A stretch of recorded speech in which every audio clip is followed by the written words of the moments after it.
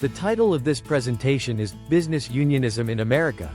Business unionism refers to the unique approach to labor unions in the U.S., where unions operate based on business principles rather than class struggle or revolution. This model has dominated the American labor movement for many decades, in contrast to more militant, class-based unionism seen in other countries. The image on this slide shows a historical photograph of a vintage American trade union meeting, with workers and business leaders shaking hands. This visual represents the collaborative, business-focused nature of U.S. labor unions.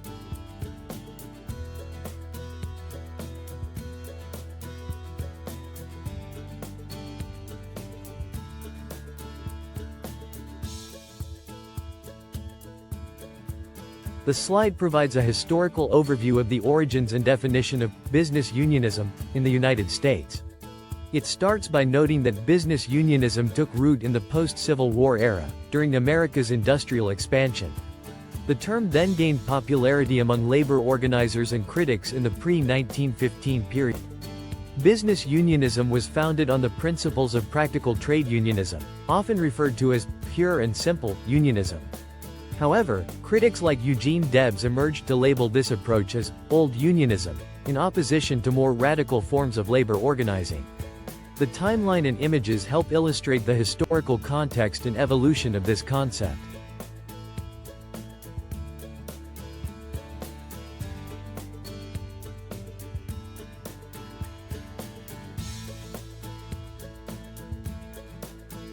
The historical context of this topic is crucial to understand. It developed out of legal battles over industrial rights and political challenges posed by hostile government policies. It offered a pragmatic alternative that tried to find a middle ground between radical and conservative approaches. The specific American conditions and economic, political environment shaped how this concept evolved in the U.S. This backdrop helps explain the origins and unique characteristics of the approach we'll be discussing.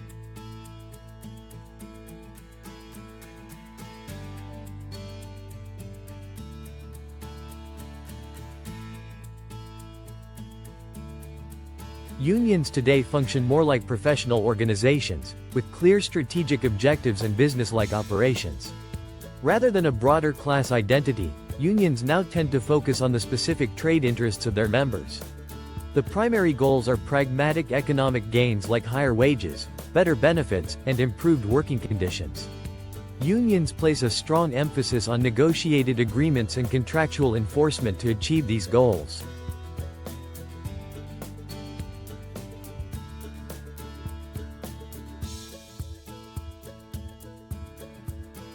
The organizational structure of this union is divided into 4 main levels, each with distinct roles and responsibilities. At the top, we have the union leadership, the executive decision-makers who guide the overall direction and strategy of the organization. Next, we have the professional representatives, the specialized negotiators who handle contract negotiations and other specialized tasks. Then we have the local officers, the regional administrators who oversee operations at the local level. Finally, we have the rank and file members, the majority of the union membership who have more limited direct involvement in the union's activities. This tiered structure allows the union to effectively represent the interests of all its members, from the top leadership down to the individual workers on the ground.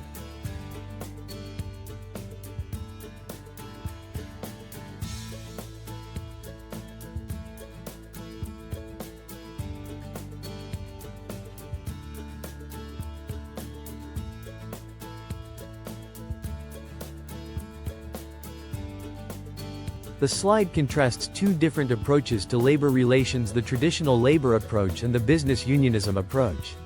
The traditional labor approach emphasizes direct worker action, shop floor confrontation, militant tactics, and worker-led initiatives. In contrast, the business unionism approach focuses on boardroom negotiations, professional representatives, contractual processes, and formal grievance procedures. These 2 approaches represent fundamentally different philosophies and strategies for how workers can advocate for their interests. It's important to understand the strengths and limitations of each approach, and how they have shaped the history of the labor movement.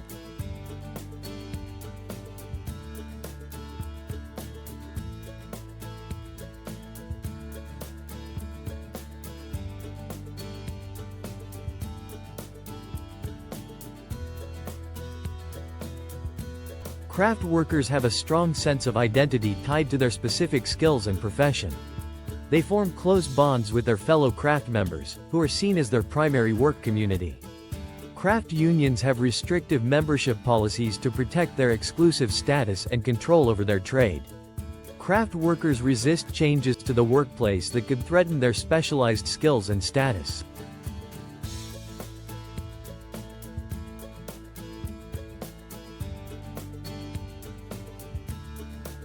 The slide contrasts two different approaches to unionism: business unionism and social movement unionism. Business unionism focuses primarily on economic gains in the workplace, while social movement unionism addresses broader community concerns beyond just the job site. Business unionism tends to be more pragmatic and compromise-oriented, while social movement unionism is more ideologically driven and principled. Business unionism relies more on professional experts, while social movement unionism empowers greater grassroots participation from rank-and-file members. These two models represent fundamentally different philosophies and strategies when it comes to the role and purpose of labor unions.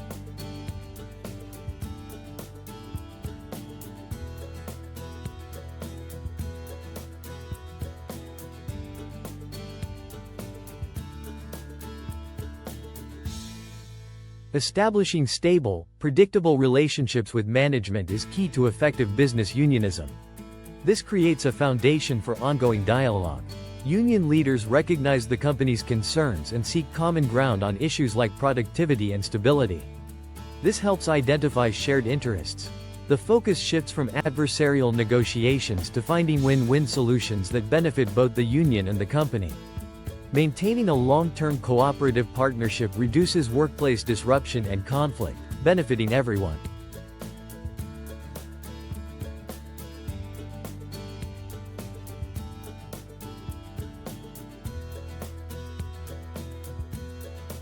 Business unionism has faced several key criticisms over the years. One major critique is that it leads to fragmentation, dividing worker solidarity along craft or industry lines rather than uniting workers. Another issue is that the limited growth model of business unionism restricts membership expansion and the ability to organize more workers. The bureaucratic nature of business unionism can also create a detached labor aristocracy, with union leaders becoming disconnected from the rank and file. Lastly, the compromises inherent in business unionism often end up sacrificing core worker interests in favor of negotiated deals with employers.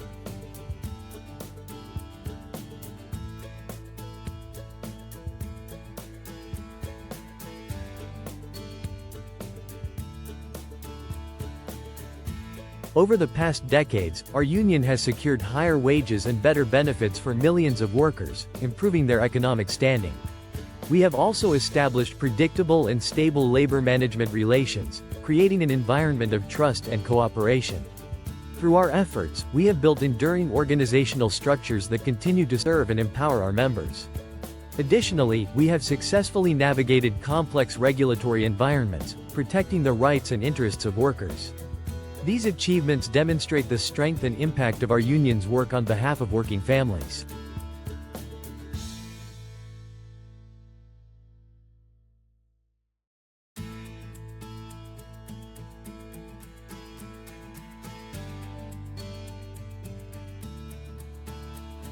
The slide provides an overview of the current state of union membership in the United States.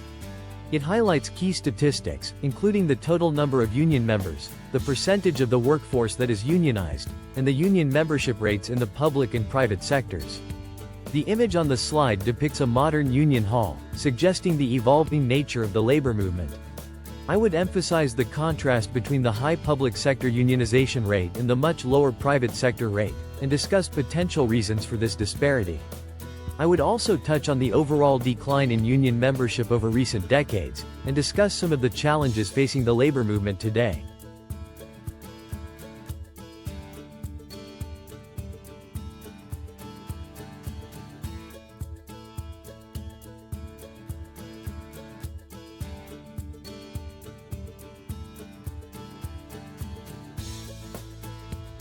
This slide highlights some key elements of the revival movements and alternatives that are emerging in the labor movement. Social movement unionism combines workplace and community concerns into broader coalitions, going beyond traditional union boundaries. Inclusive organizing targets workers who have historically been excluded, like immigrants and gig economy workers. There is a push for more democratic structures within unions, with greater member control and participatory decision-making. Unions are also returning to more militant tactics like strikes and workplace campaigns to assert worker power. These elements represent a shift towards a more expansive, community-oriented, and confrontational approach to labor organizing.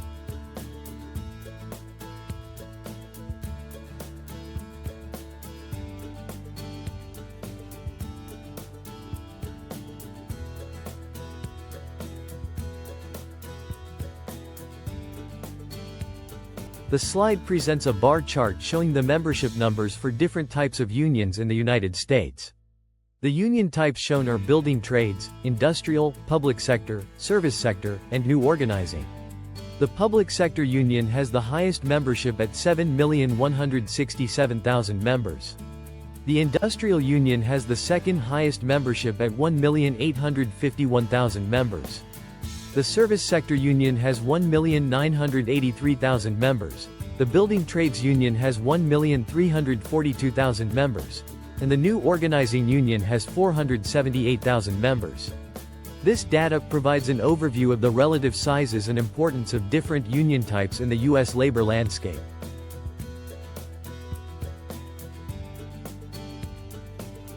The digital economy is transforming the workforce, and unions must evolve to meet the needs of remote and gig workers. Embracing diversity is key to the future of unions. Successful unions will reflect the changing demographics of the workforce. Balancing tradition with innovation is crucial. New challenges require creative solutions that blend the best of the past with the demands of the present.